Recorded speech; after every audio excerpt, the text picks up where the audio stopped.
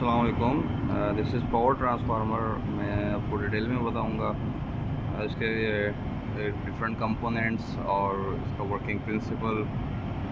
So let's get started. अगर अभी तक आपने मेरा यूट्यूब चैनल सब्सक्राइब नहीं किया तो प्लीज़ डू सब्सक्राइब इट। अच्छा, ये हमारा पावर ट्रांसफार्मर है। This is of the rating 1250 kVA का है और ये अब 6 kV को 400 वोल्ट्स में स्टेप डाउन कर रहा है। तो देख लेते हैं इसका इनकमिंग प्राइमरी साइड कौन सी और सेकेंडरी साइड कौन सी है। If you can see this is basically its primary side. इसमें आपका 6 kV आ रहा है।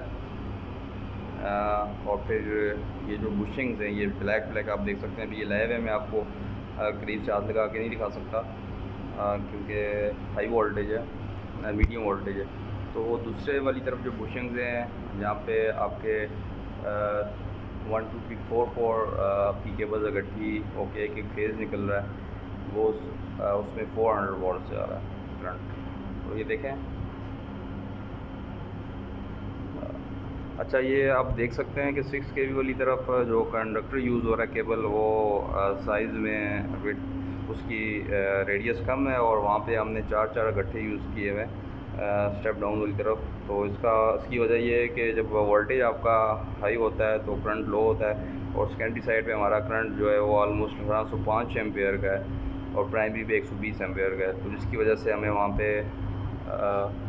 मोटा कंडक्टर मोटी केबल यूज़ करनी पड़ रही है। और बेसिकली ये पावर ट्रांसफार्म करता है। This is power transformer.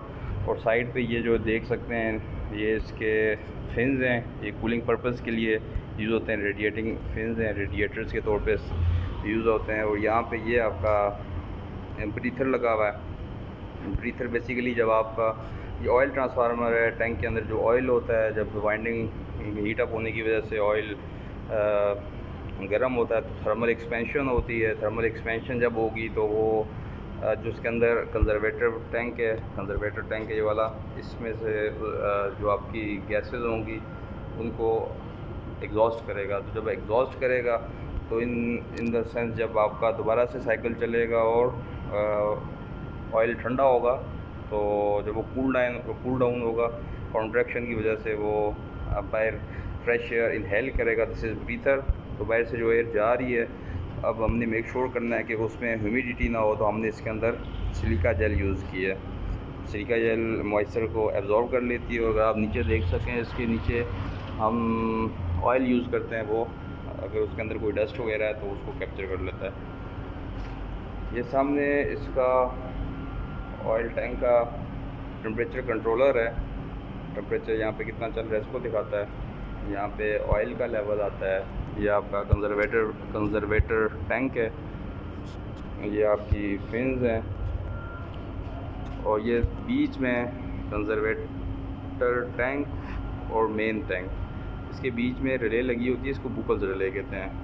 देखें, इसमें इनकेस अगर ऑयल का लेवल अप एंड डाउन होता है तो ये गैस एक्चुएटेड रिले है, ये ऑपरेट हो जाती है।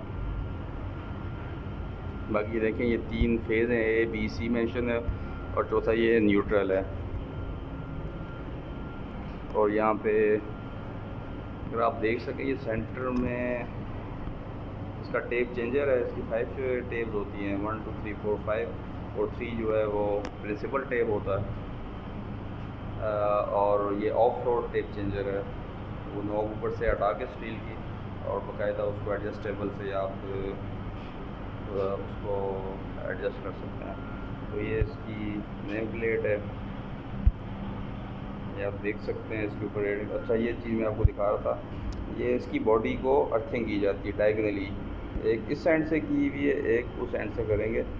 हमेशा डायगनली इसको ग्राउंड करते हैं। ऐसा अगर बॉडी शॉर्ट सर्किट हो जाती है तो करंट अर्थिंग हो जाएगा। और नीचे स्पेस इसलिए रखी गई कि प्रॉपर कूलिंग हो सके। आई थिंक सो मैंने प्रॉपर्ली सारा एक्सप्लेन कर दिया। किसी चीज़ की समझ ना आई हो तो आप कमेंट कर सकते हैं, पूछ सकते हैं। और ये नीचे आपका वेंट वॉल्व है, इनके जब आपने ड्रेन करना हो तो आप यहाँ से ड्रेन करवा सकते हैं ऑयल। ये जो मेन बीच में टैंक है, दिस इज़ द पार्ट, उसी के अंदर आपकी प्राइमरी स्कैन रिवाइंडिंग होती है और बाकी ये सारी इसके फिन्स हैं जिसकी वजह से साइज़ बड़ा लग रहा है। और बाकी दैट्स इट।